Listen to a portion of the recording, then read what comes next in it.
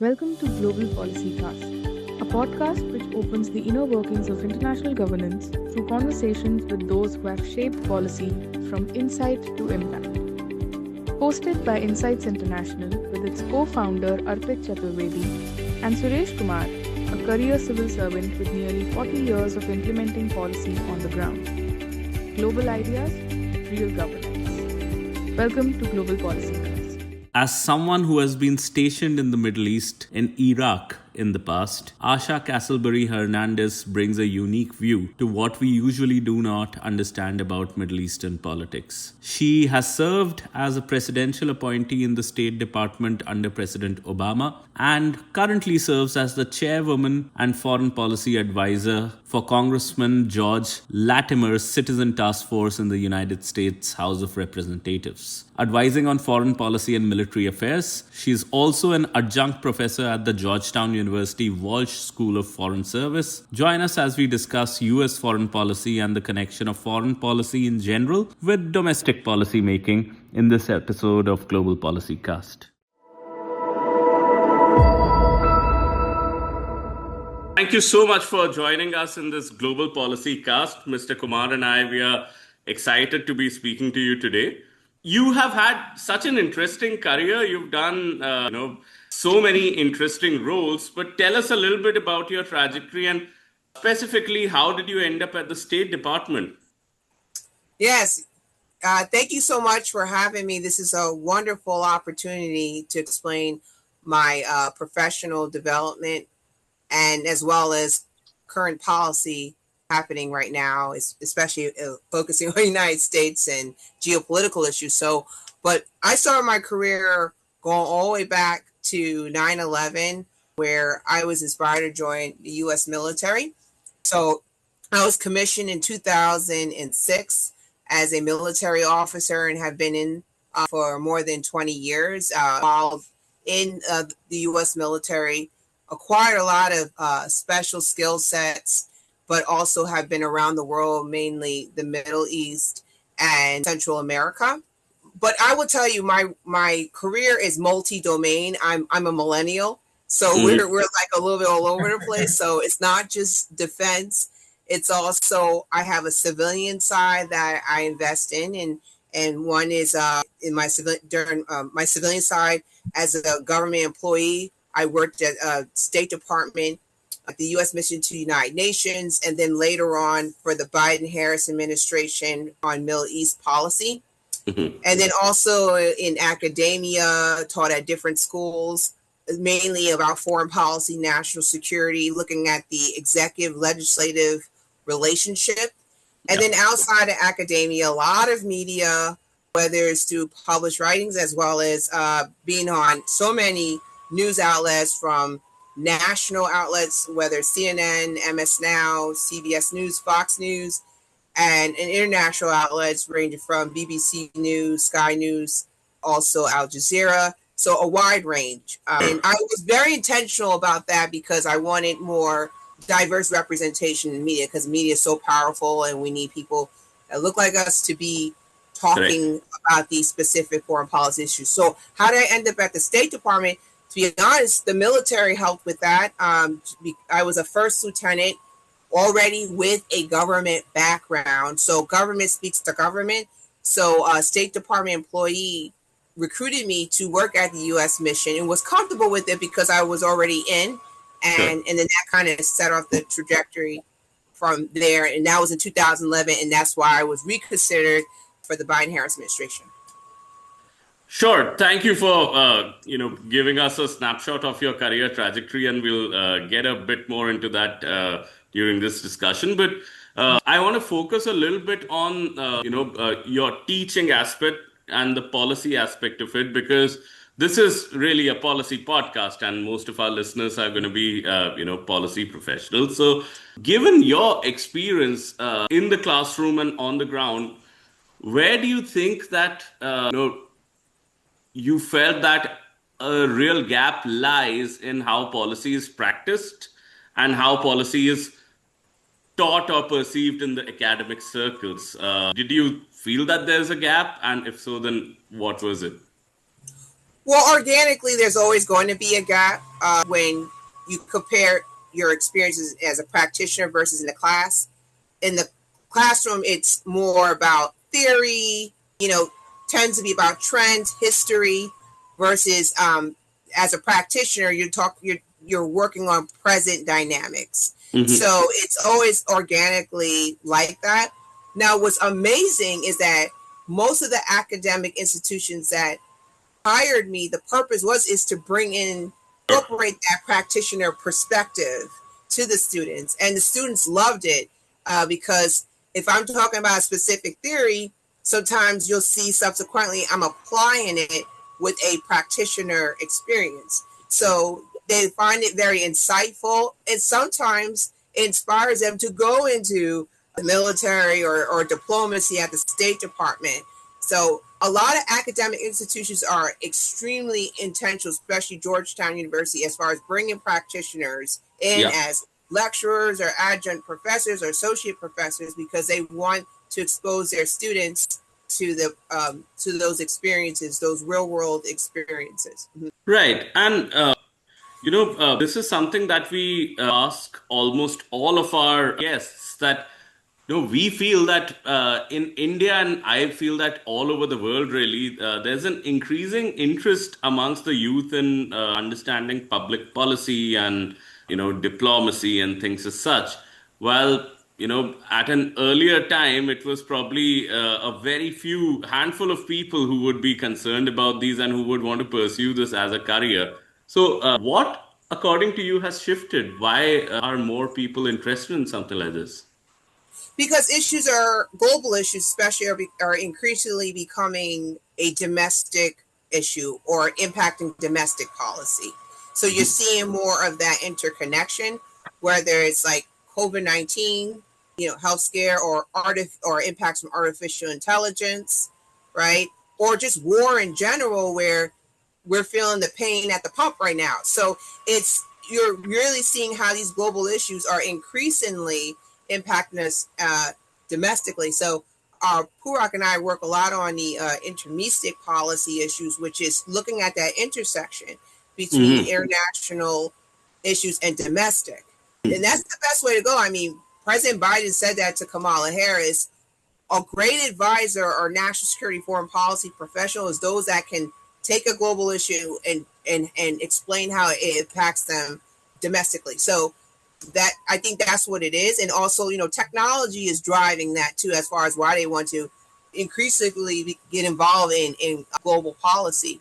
So I think that might be it. But one way on how to do it too, what we see in the United States, and maybe this can play out more in India, is a level of subnational diplomacy, to where it's not just the executive branch or the highest level government that's involved in foreign policy. You have local officials from state to local officials that engage with our partners and allies outside of the United States. So we're seeing that, and as a result of that, more young people are getting involved.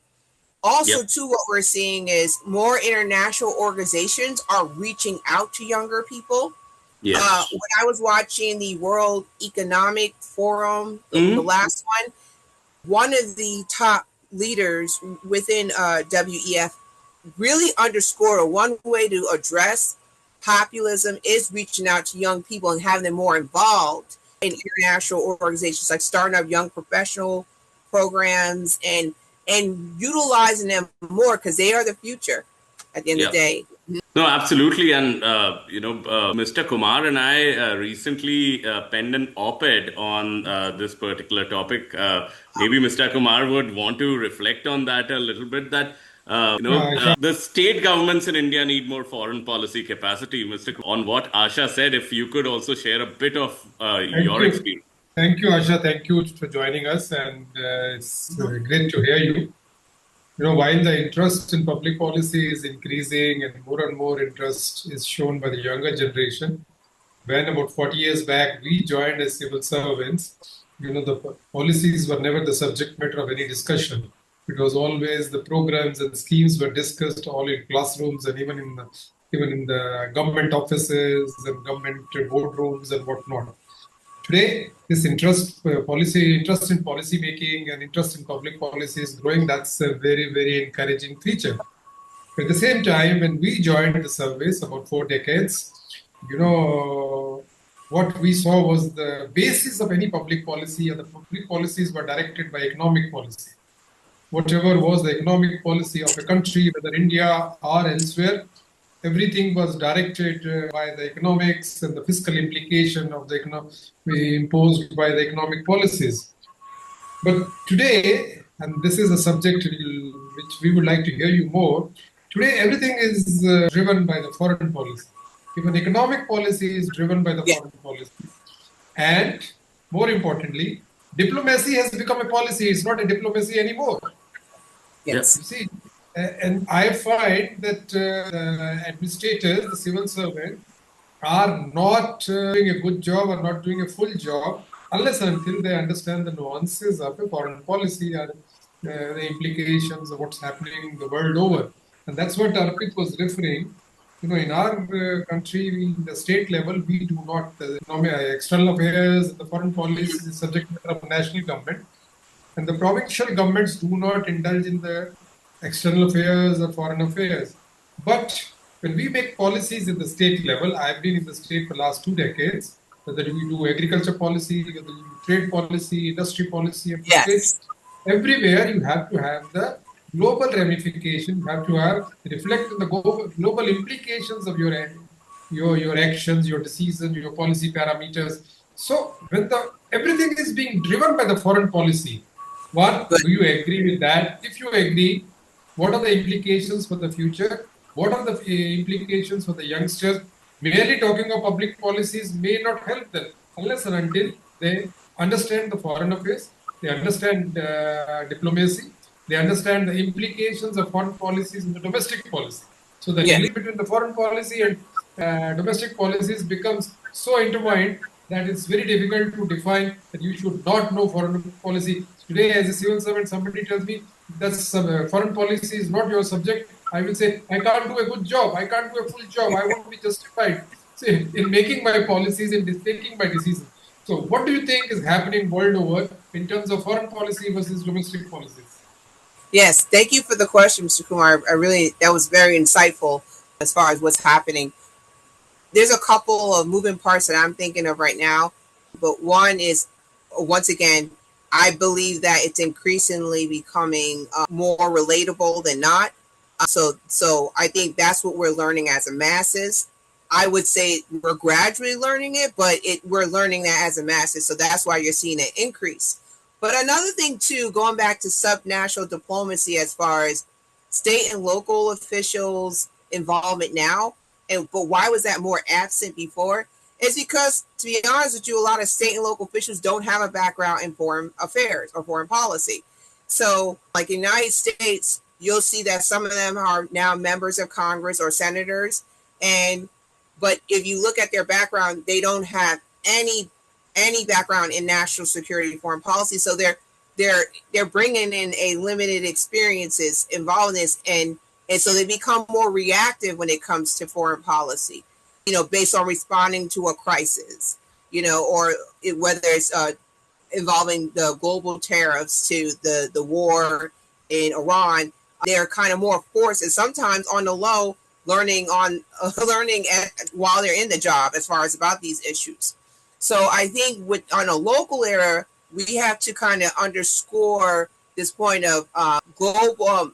Thinking global is local too, and go beyond just going beyond the classroom environment, and also creating discussions about foreign policy at community centers or with nonprofits or local organizations. And I actually been doing that throughout 2025, where I have been engaging with a lot of non-traditional organizations that typically don't talk about foreign policy. Mm-hmm. They've actually requested me to come in to talk to them about basics, like from civic education to where do you think we're going when it comes to this war or the global tariffs.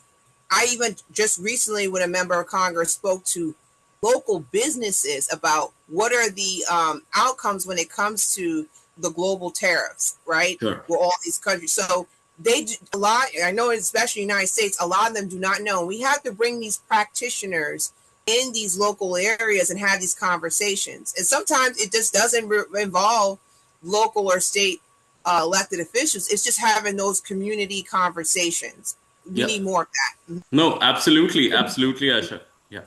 Asha, you are a diplomat and you are working with the US State Department. Now, do you think, at least I realize it, that with the kind of foreign policy dictating or foreign policy impacting not only the economic policies, but all other policies in small or big or developed or less developed countries. At the same time, one of the results or outcomes of this kind of a impact and this kind of a more thrust on foreign policies and more kind of dependence on foreign policies, post-globalization in particular, don't you think diplomacy has become more open than it was earlier? Yeah. Well, I think what we learned diplomacy, we thought diplomacy was something behind the curtain. Diplomats were not supposed to talk openly. Diplomats were not going to go on the stages and make speeches. And diplomats were always something behind the scenes, and they're working discreetly, trying to achieve the objects and the tasks they were given. But today, I see diplomats more open, more vocal, and they are probably dictating the terms when it comes to making of local policies or domestic policies. Well, I would say, looking at the current state of the State Department or American diplomacy, we have to look at the execution of it and the manpower. So with the current state of the manpower right now, it's very limited. It reminds me of before I joined the Biden-Harris administration. When we walked in on day one, we had a lot of cleaning up to do. And part of that is that we lack personnel, not just in Foggy Bottom, Washington, D.C., but in all these embassies. And as a result of not having, we had number 2 or number 3s running the embassies. We didn't even have Senate confirmed ambassadors. But it goes beyond just not having representation. We were not showing up to bilateral meetings, multilateral meetings, global forums, as far as shaping specific policy. So there was a really bad, we were doing a lot of consequences as a result of U.S. disengagement. And so I think we're going back to that right now, where because of DOGE and other policies, our U.S. representation is extremely limited. And in some ways, we do have the people, it's just that the leadership don't want us to show up at these forums, right? Like we saw in South Africa. So, and then also to what people are learning around the world is the intent of the United States right now. Does the United States want to be more isolated? Are they more into creating this tripolar system where they're going to just be engaged a little more in the Western Hemisphere, while Russia has the United States, Saudi and Israel has the Middle East, and China has the Indo-Pacific. So, but then after a while, you start to see, well, we're in Iran, we're in the Middle East right now fighting with Iran. So it's not really well thought out. But in our U.S. global leadership is all over the place, and that's what shapes the engagement, the execution part, or the implementation part, what makes it all over the place. But the core thing is that the implementation mechanism is very limited, very, very limited. And then when it is used, it's often embraces transactional behavior, and you're seeing that a lot, very transactional. So when it comes to economics, that's why global tariffs is one thing that's symbolic of it. It's driven by transactional behavior, and so the tariff issue is not the only one. There's other policies that the United States is in pursuit of because it's transactional economic behavior that's what drives it. Yeah. Asha, I'll ask you a very, very sensitive question. You kind of motivated me to ask that question, but you may choose not to respond if you like that way.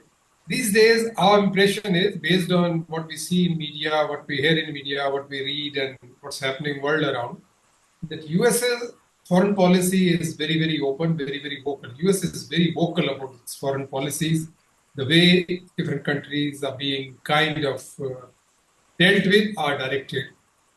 What do you think? Is it good to have a very, very open and transparent, maybe vocal foreign policy, the way US is seen these days?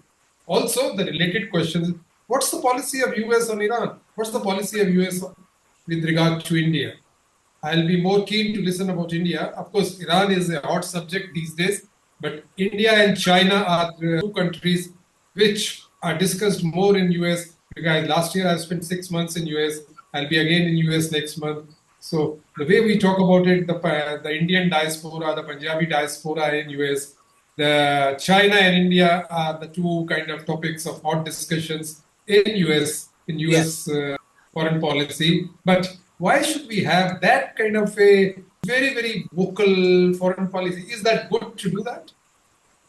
Yeah, so you're saying more of an open foreign policy? Or, well, in as part of our principles in terms of foreign policy, it's always been more open. It's we feel that it's a democratic right. It's part of that transparency aspect. But there is, to a certain extent, where we draw the line where it's classified. So there is this world where we want to be open.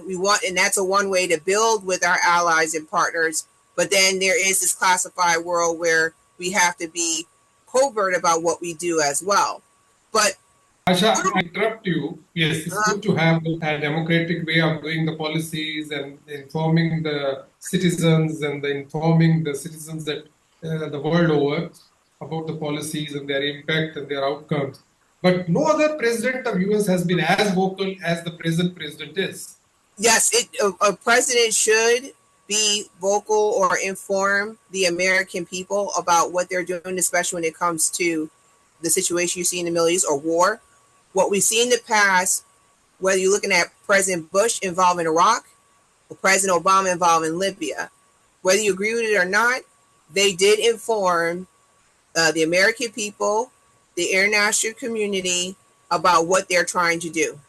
And that's the appropriate approach. And in fact, if that was done in this situation right now, you would see a better outcome on how we're dealing with Iran, right? Whether it's negotiating with them in Pakistan or doing military action in the Strait of Hormuz. The reason why in the Strait of Hormuz there's not that many military options is because there's a lack of international support or a coalition to work with the United States. Yep. I have been part of military coalitions in the Middle East.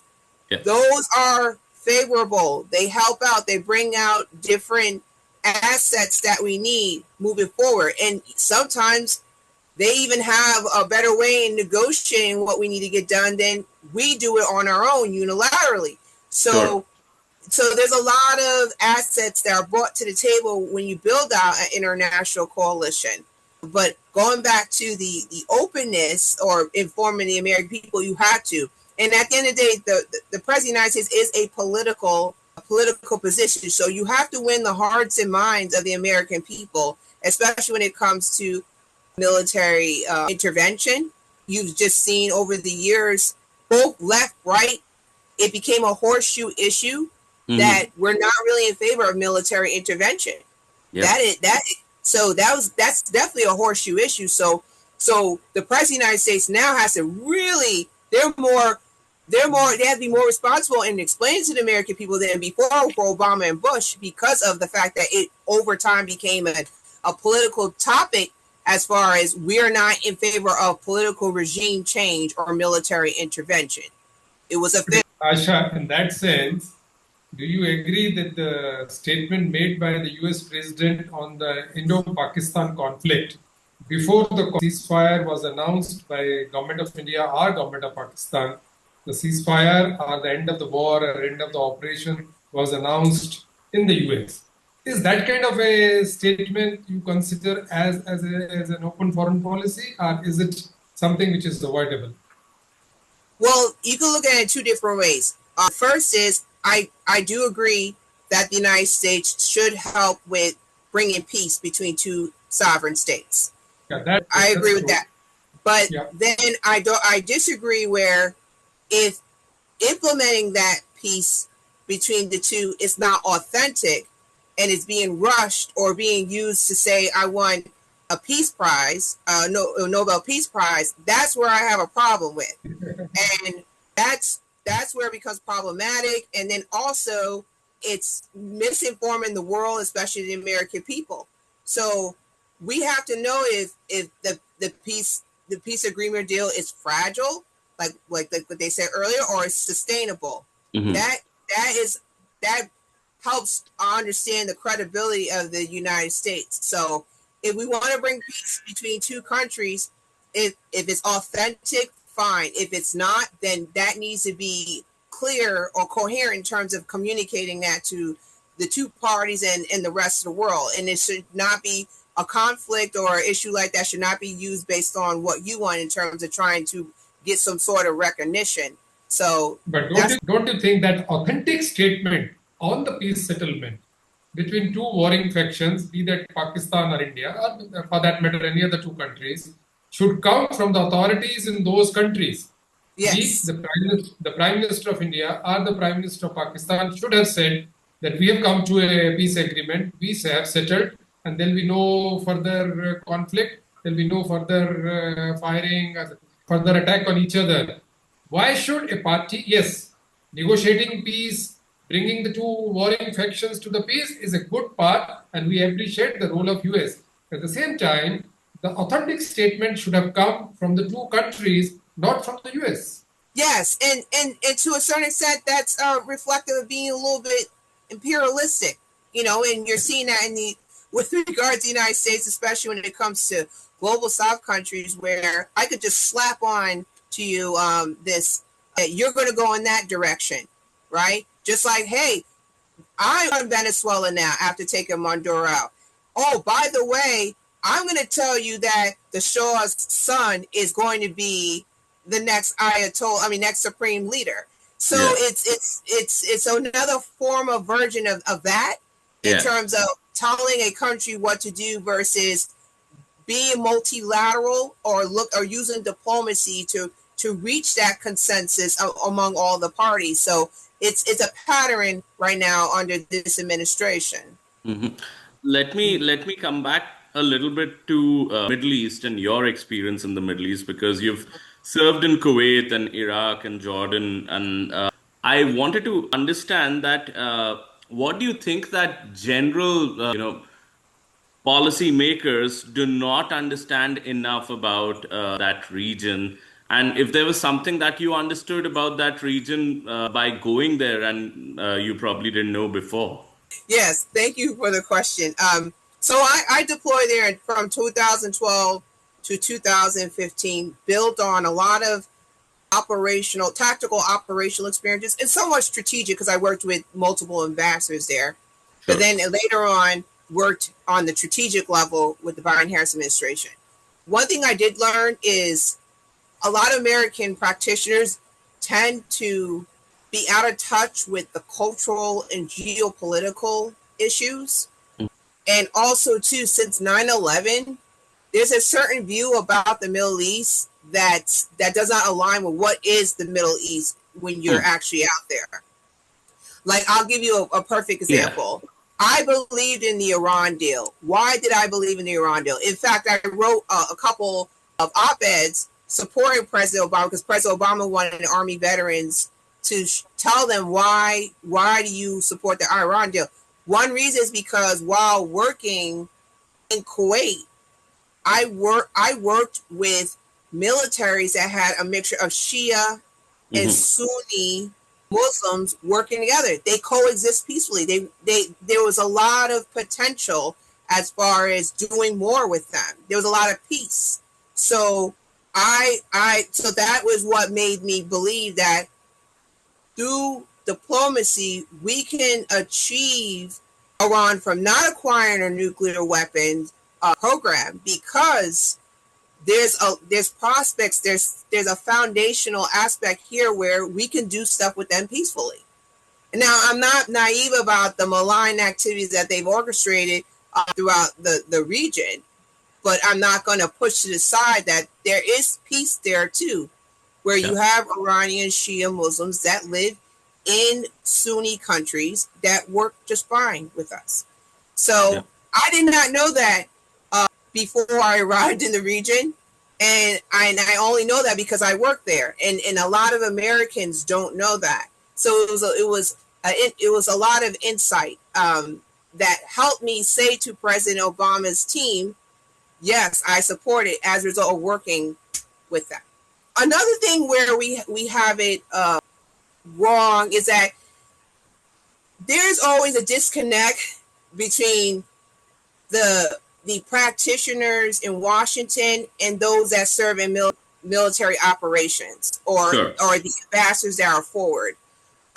It's just a natural disconnect where I think we need to do a better job aligning it more. I saw that play out a lot with when we were working on the counter-ISIS mission in Iraq.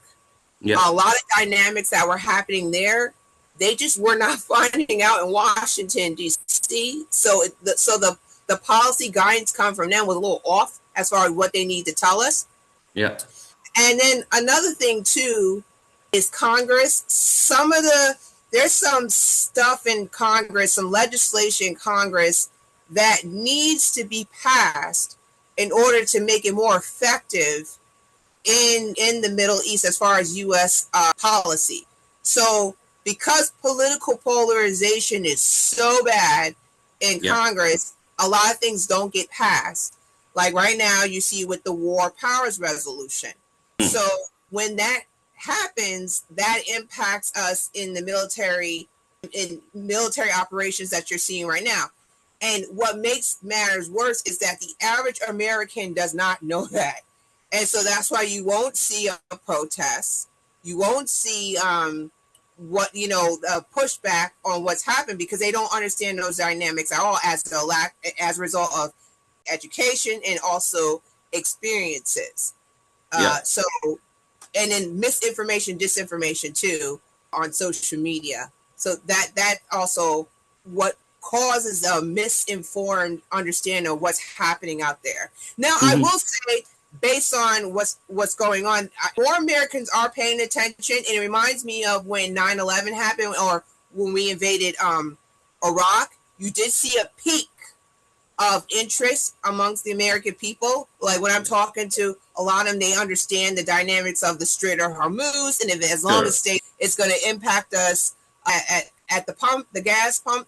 They understand that there should have been more of a coalition built out with NATO and other allies and partners. They also understand the intent of Iran. They understand that too. So I have been pretty impressed, but I think it's because they're paying attention more. And we haven't been like this since the war, the invasion in Iraq. It has been a while, but our foreign policy is usually reactive when it comes to the American people. But this is a little bit different now. And I think too, what the American people are seeing is that it's getting ahead of them, and all these decisions are just moving so quick, and then they didn't realize. They realized too over time. Whoa, we lost 12 soldiers, and 400 have been wounded. This is getting out of hand. So I think that's another thing too, as far as calculating the decision making in this. Some are informed, but some having a hard time understanding, if you make this decision, it can lead to this. I'll give you one example. Karg Island, send 2,500 Marines to Karg Island. That is a very, very, very, very risky mission. Some Americans know that because of the fact of you look at the vicinity, the closeness to Iran, and them being able to openly use missiles to target those Marines.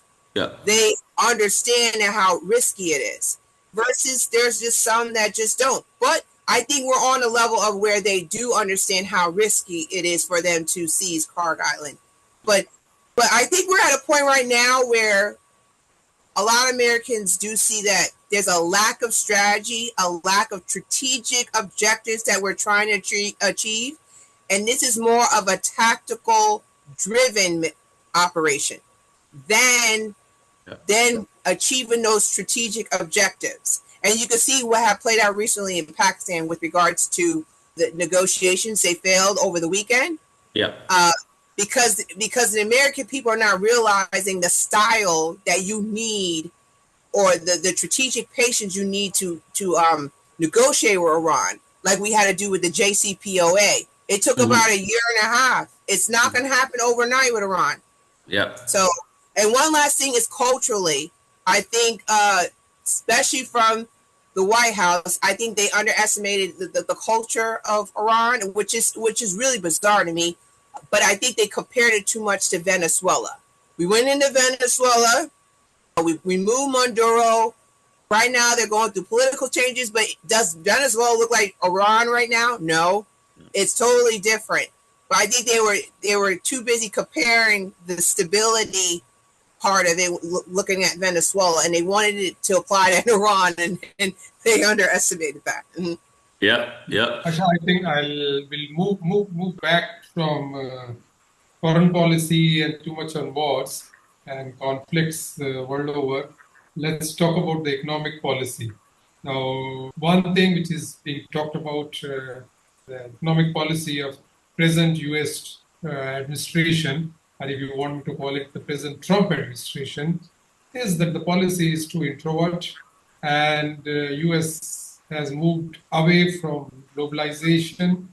Yeah, there's more emphasis on nationalism. There is more emphasis on what we call as local manufacturing, America for Americans. These basic things, whether they are fully reflected on the ground or not, that's a question which the practitioners and others will say. But the fact of the matter is that there is an impression world over that US is giving greater thrust on nationalism.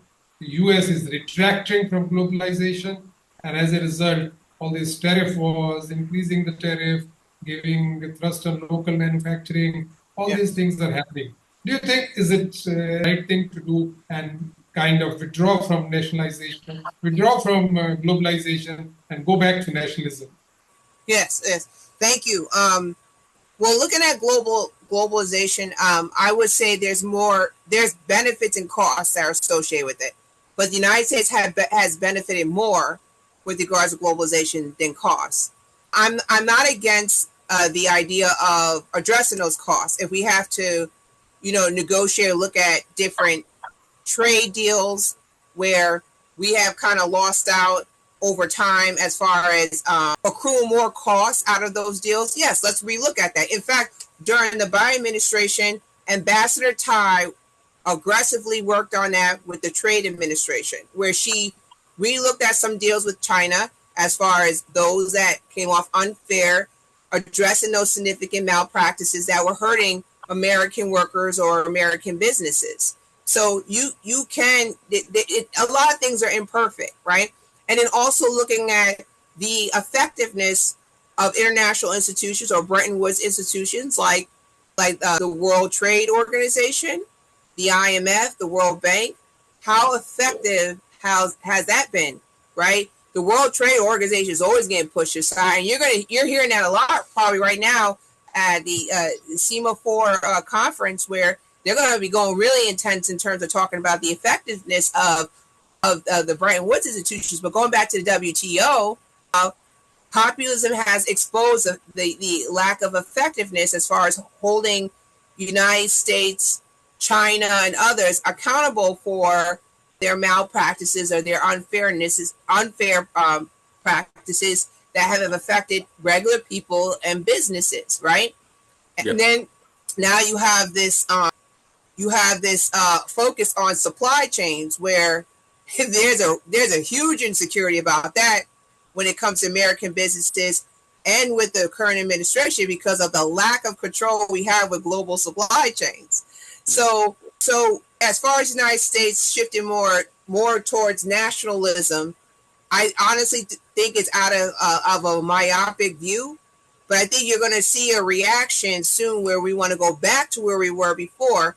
And one example of that is looking at the farming industry, where they're really feeling the impact from the global tariffs, and it's really, really hurt them to a certain extent, where it I think twice the Trump administration had to give them a stimulus money, to help address those issues as a result of the global tariffs. But I think you're going to start to see those costs kick in more to where they want to go back to old practices, but do it with a correction. Now, another thing we have to take into account: the United States right now is experiencing a national affordability crisis. So while we're going through that, we can't afford to pursue a global economic policy that is reflective of semi-mercantilism policies that work against us. We can't afford that. But I'm not against the fact that we want to look into, creating more goods and services at home, made at home. That's fine. No one's against that. But in terms of how we engage the United States, with the rest of the world, it has to be on a fair basis. We have to continue to be part of building out those standards, right? If that was the intent of the WTO, we have to utilize it more, or maybe possibly look into reforming it, right, to make it more effective than being disengaged and underutilizing it. That's not working. Another piece to it, if you look at the administration's stance on digital currency, cryptocurrency, President Trump said, I want the United States to be the lead in cryptocurrency, right? But if you look at the language of it, it's different from Biden. Why? One is because it's not really about inclusion when it comes to all American people profiting off of digital currency or cryptocurrency. It's more about the 1%, right? And one example of that is during the Biden administration, he allowed an American or an individual to sue a cryptocurrency company if there was a claim or alleged abuse or predatory behavior toward that specific consumer, right? President Trump removed that. So, but overall, President Trump is not using the cryptocurrency industry as a way for all Americans to benefit from it. And so that's one example. You're seeing more of the benefits in terms of economics, more for the 1% of this country and not for the masses. So that's what I think is going to lead also to the national affordability crisis going to get worse because of the fact that you're going to have more American people that are not going to be able to keep up with affordability because of the lack of economic growth that you're seeing. And one is the foreign policy that we're pursuing right now. Yeah. I was, while you were talking about cryptocurrencies, I was wondering if you could also reflect a little bit on, what in your mind is going to be the US's broad stance on artificial intelligence and the race to, achieve supremacy in that area, because there is a legitimate race between countries in, especially US, China, that who will win the AI race, so to say, and that is spilling over on all of the other or many of the other domains, including power generation, including critical minerals, etc., etc. So in many ways, it has turned into a zero-sum game of sorts. But just wanted to get your views on, is that also going to be an agenda that's going to serve the interests of the top 1%? And it's the 1% here and the 1%, in other countries competing. And is that what international relations in AI and generally going to be? I don't know. Yes. Thank you for the question. So during the Biden administration, what was complementary or competitive in terms of what we supported involving artificial intelligence? Two things I can think off the top of my head. Sure. One was continuously to build out that cadre, that professional network that can that works on artificial intelligence, to be able to invest in that group as far as what does that industry look like in the near future. And that starts with academia, right? So you saw a lot of investments in that, that was recommended through President Biden's national security strategies, where we had to invest in STEM, and more specifically, those to get smart on artificial intelligence, but now that's being defunded. Then you also see where before President Biden, during President Biden's last United Nations General Assembly speech, he praised or applauded the United Nations as far as starting the first AI advisory group there. So, and what was the purpose of that? As a international community, building out on those standards, those norms, looking into the international law aspect involving artificial intelligence. Yeah. I don't even know if that's happening now. And if it's not happening, I wouldn't be surprised because we have pulled out so many sub organizations over the past year at the UN.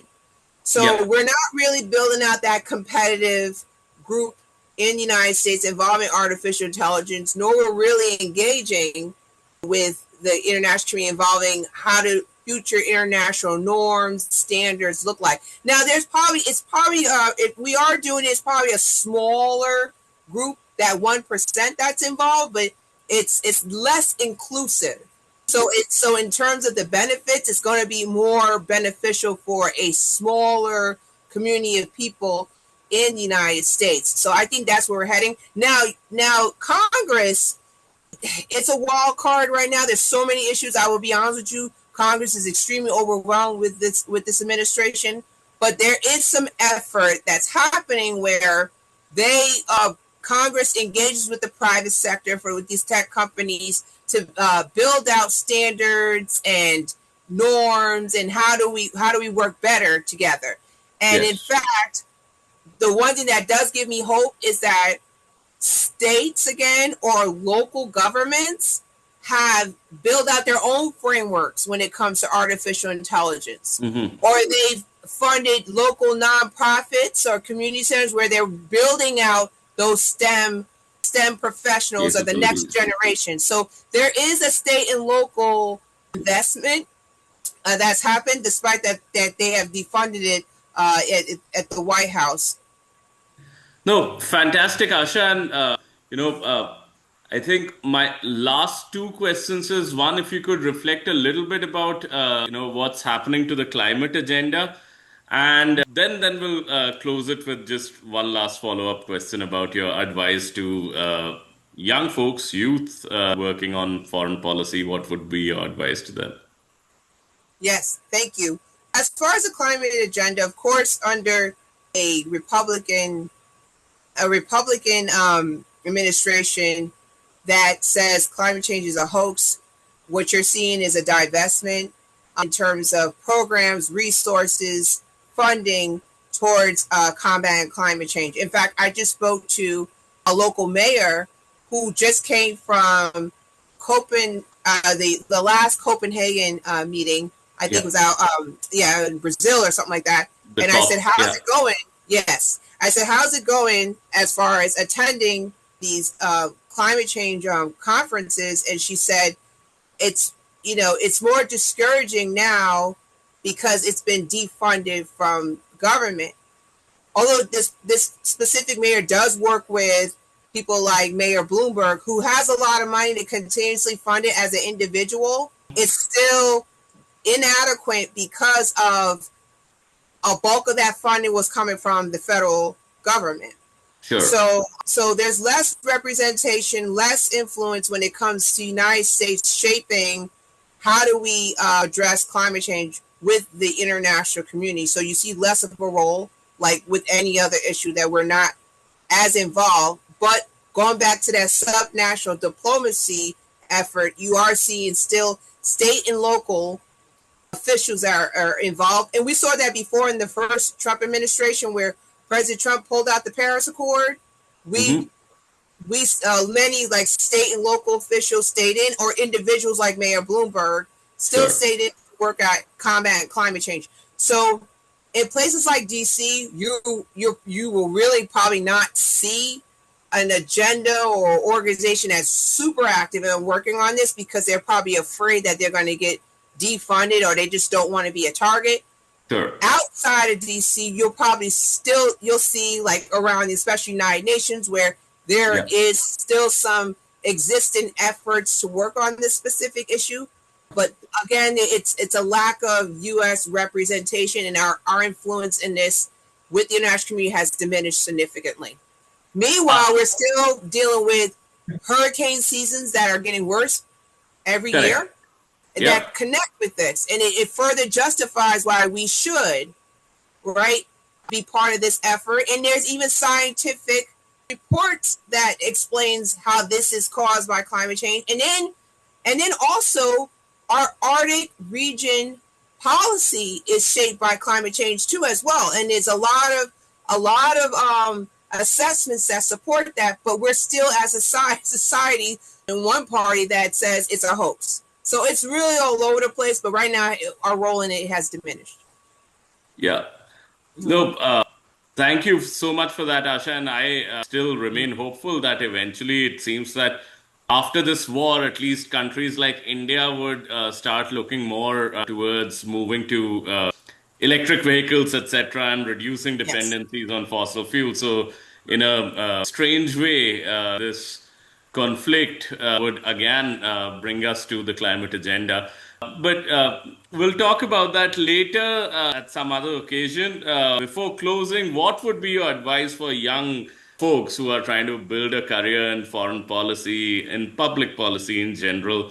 What are the sort of skills and things you imagine they would need going ahead in the future? Yes, thank you for that question. Before I answer that question, I just wanted to say too, this is very important. While I was in the Biden-Harris administration, India was the main focal point for our, not only just for our Indo-Pacific strategy, but overall. It was a relationship that we had to invest in as much as possible. And it some of it was positive, but some of it was real conversations too on what does that look like moving forward. But I noticed over the years with regards to United States policy involving India, it became way more of a priority under the Biden-Harris administration.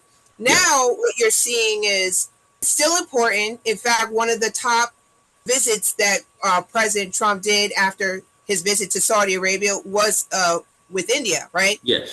And so that priority is still there. The unfortunate thing as far as India goes, India is subject to, like any other country now, with the European countries, with Africa, where you're seeing this loss of U.S. global leadership and just a relationship that's all over the place.